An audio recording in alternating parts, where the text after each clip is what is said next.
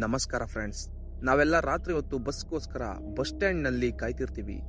Late ಆದಾಗ ಯಾವುದಾದ್ರೂ bus ಬಂದರೆ ಸಾಕು ಅಂತ ಹತ್ತಿ ಬಿಡ್ತೀವಿ. ಆದರೆ ಹತ್ತೋ ಮುಂಚೆ ಆ ಬಸ್ ನಂಬರ್ ಪ್ಲೇಟ್ ಅಥವಾ ಹೆಸರನ್ನು ನೋಡಿದ್ದೀರಾ? ಕೆಲವೊಮ್ಮೆ ರಾತ್ರಿ ಬರೋ ಕೊನೆಯ ಬಸ್ ನಮ್ಮನ್ನು ಮನೆ ತಲುಪಿಸಲ್ಲ, ಅದು ನಮ್ಮನ್ನು ಬೇರೆ ಲೋಕಕ್ಕೆ ಕರ್ಕೊಂಡು ಹೋಗುತ್ತದೆ. ಬನ್ನಿ ಇವತ್ತಿನ ಜರ್ನಿ ಶುರು ಮಾಡೋಣ. ಕಥೆಯ ನಾಯಕ ರವಿ. ಇವನಿಗೆ ಅರ್ಜೆಂಟಾಗಿ ಊರಿಗೆ ಹೋಗಬೇಕಾಗಿರುತ್ತದೆ. ಬಸ್ ಮಿಸ್ ಆಗಿ ಒಂದು ಹಳ್ಳಿಯ ಬಸ್ ಸ್ಟಾಪ್ನಲ್ಲಿ ರಾತ್ರಿ 2 ಗಂಟೆಗೆ ಒಂಟಿಯಾಗಿ ಕೂತಿರ್ತಾನೆ.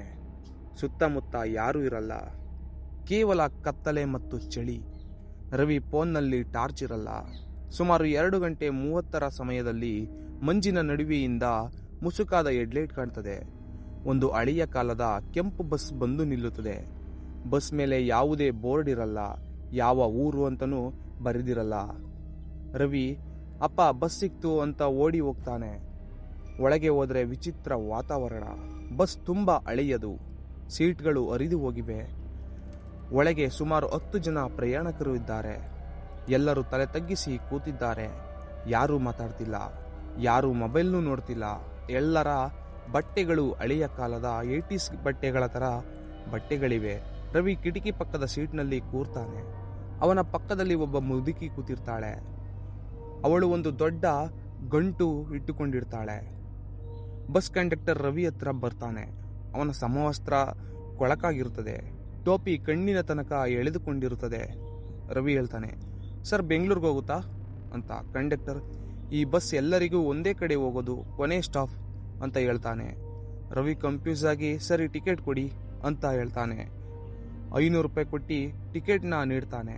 ಕಂಡಕ್ಟರ್ ನೋಟನ್ನು ಮುಟ್ಟೋದಿಲ್ಲ. ಅವನು ಹೇಳ್ತಾನೆ, ಇಲ್ಲಿ ಕಾಗದ ನಡೆಯಲ್ಲ, ನಮಗೆ ನಿನ್ನ ಸಮಯ ಬೇಕು ಅಂತ ಹೇಳ್ತಾನೆ. ರವಿ, ಏನು ಸರ್ ತಮಾಷೆ ಮಾಡ್ತೀರಾ ಅಂತ ಹೇಳ್ತಾನೆ. ಆಗ ಕಂಡಕ್ಟರ್ ಸುಮ್ಮನೆ ಹೊರಟು ಹೋಗ್ತಾನೆ. ರವಿ ಅನ್ಕೋತಾನೆ, ಟಿಕೆಟ್ ಬೇಡ ಅಂತ ಬಿಟ್ನಲ್ಲ, ಒಳ್ಳೇದಾಯ್ತು ಅಂತ. ಬಸ್ ಹೋಗ್ತಾ ಹಂಗೆ ಮುಂದೆ ಹೋಗ್ತಾ ಇರ್ತದೆ. ರವಿಗೆ ವಿಪರೀತ ಚಳಿ ಆಗೋಕೆ ಶುರು ಆಗುತ್ತದೆ. ಬಸ್ನ ಕಿಟಕಿಗಳೆಲ್ಲ ಕ್ಲೋಸ್ ಇದ್ರೂ ಐಸ್ ಬಾಕ್ಸ್ನಲ್ಲಿ ಕೂತ ಹಾಗೆ ಫೀಲ್ ಆಗುತ್ತದೆ. ಅವನ ಪಕ್ಕದಲ್ಲಿದ್ದ ಮುದುಕಿಯ ಬ್ಯಾಗ್ ರವಿ ಕಾಲಿಗೆ ತಾಕುತ್ತದೆ. ರವಿ, ಅಮ್ಮ ಬ್ಯಾಗ್ ಸರಿಸಿ ಅಂತ ಮುದುಕಿಯ ಕೈಯನ್ನ ಮುಡ್ತಾನೆ. ಅವನು ಶಾಕ್ ಆಗ್ತಾನೆ. ಆ ಮುದುಕಿಯ ಕೈ ಐಸ್ ಗಡ್ಡೆಯ ತರಹ ತಣ್ಣಗಿದೆ ಮತ್ತು ಅವಳ ಚರ್ಮ ಗಟ್ಟಿಯಾಗಿ ಮರದ ತರಹ ಇರುತ್ತದೆ. ಆ ಮುದುಕಿ ಮೆಲ್ಲನೆ ತಲೆ ಎತ್ತಿ ರವಿನ ನೋಡ್ತಾಳೆ. ಅವಳ ಕಣ್ಣುಗಳಲ್ಲಿ ಕಣ್ಣು ಗುಡ್ಡೆಗಳೇ ಇರಲ್ಲ.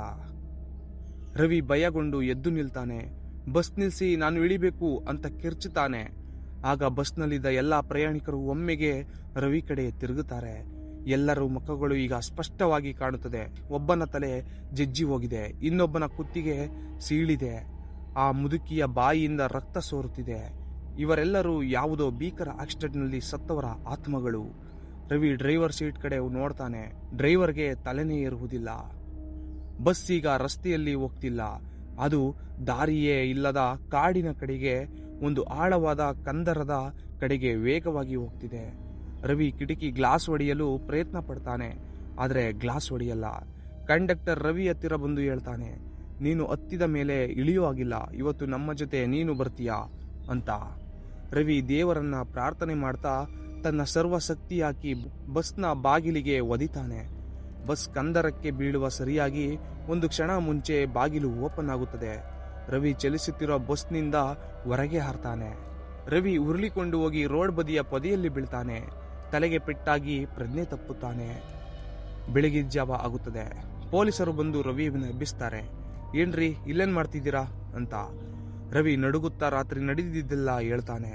ಸರ್, ಆ ಕೆಂಪು ಬಸ್ ಆ ಕಂದರಕ್ಕೆ ಬಿತ್ತು ಅಂತ. ಪೊಲೀಸ್ ಇನ್ಸ್ಪೆಕ್ಟರ್ ಒಂದು ದೀರ್ಘ ನಿಟ್ಟುಸಿರು ಬಿಟ್ಟು ಹೇಳ್ತಾನೆ, ಸರ್ ಇಲ್ಲಿ ಯಾವುದೇ ಬಸ್ ಬಿದ್ದಿಲ್ಲ, ಆದರೆ ಸರಿಯಾಗಿ 20 ವರ್ಷಗಳ ಹಿಂದೆ ಇದೇ ದಿನ ಇದೇ ಜಾಗದಲ್ಲಿ ಒಂದು ಕೆಂಪು ಬಸ್ ಕಂದರಕ್ಕೆ ಬಿದ್ದು 12 ಜನ ಸತ್ತಿದ್ರು. ಪ್ರತಿ ವರ್ಷ ಈ ದಿನ ಆ ಬಸ್ ಬರುತ್ತೆ ಅಂತ ಊರವರು ಹೇಳ್ತಾರೆ. ನೀವು ಅದರಿಂದ ತಪ್ಪಿಸಿಕೊಂಡಿರ್ಬೋದು, ನಿಮ್ಮ ಪುಣ್ಯ ಅಂತ ಹೇಳ್ತಾನೆ. ರವಿ ತನ್ನ ಜೇಬು ಮುಡ್ಕೊಳ್ತಾನೆ. ಅವನು ರಾತ್ರಿ ಕಂಡಕ್ಟರ್ಗೆ ಕೊಡೋಕೆ ತೆಗೆದಿದ್ದ 500 ರೂಪಾಯಿ ನೋಟು ಹಾಗೇ ಇರುತ್ತದೆ. ಆದರೆ ಆ ನೋಟಿನ ಮೇಲೆ ಕಪ್ಪು ಬಣ್ಣದ ಎಣ್ಣೆಯಂತಹ ಬೆರಳಚ್ಚು ಅಂಟಿಕೊಂಡಿರುತ್ತದೆ. ಅದು ಮನುಷ್ಯನದಲ್ಲ, ಸುಟ್ಟು ಹೋದ ಚರ್ಮದ ಗುರುತುಗಳಾಗಿರ್ತದೆ. ಗೆಳೆಯರೇ, ನಮಗೆಲ್ಲ ರಾತ್ರಿ ಪ್ರಯಾಣ ಅಂದರೆ ಥ್ರಿಲ್ ಅಂತೆ. ಆದರೆ ಕೆಲವೊಂದು ಹಳೆಯ ವಾಹನಗಳಿಗೆ ನೆನಪಿನ ಶಕ್ತಿ ಇರುತ್ತದೆ. ಅವು ತಮ್ಮ ಕೊನೆಯ ಜರ್ನಿಯನ್ನು ಮತ್ತೆ ಮತ್ತೆ ಮಾಡ್ತಾ ಇರ್ತವೆ. ನೀವು ಯಾವತ್ತಾದರೂ ರಾತ್ರಿ ಹೈವೇಲಿ ಬೋರ್ಡ್ ಇಲ್ಲದ ಹಳೆಯ ಬಸ್ ಕಂಡ್ರೆ ಕೈ ಮಾಡಿ ನಿಲ್ಲಿಸಬೇಡಿ. ಅದು ನಿಲ್ಲುತ್ತೆ, ಆದರೆ ನಿಮ್ಮನ್ನು ಮನೆಗಲ್ಲ, ಸ್ಮಶಾನಕ್ಕೆ ತಲುಪಿಸುತ್ತೆ. ಈ ಸ್ಟೋರಿ ನಿಮಗೆ ಇಷ್ಟ ಆದರೆ ಲೈಕ್ ಮಾಡಿ, ಟ್ರಾವೆಲ್ ಮಾಡೋ ನಿಮ್ಮ ಫ್ರೆಂಡ್ಸ್ ಕೂಡ ಶೇರ್ ಮಾಡಿ. ನಾನು ನಿಮ್ಮ ರಾಜು. ಮುಂದಿನ ವಿಡಿಯೋದಲ್ಲಿ ಸಿಗ್ತೀನಿ. ಅಲ್ಲಿವರೆಗೂ ಬಾಯ್.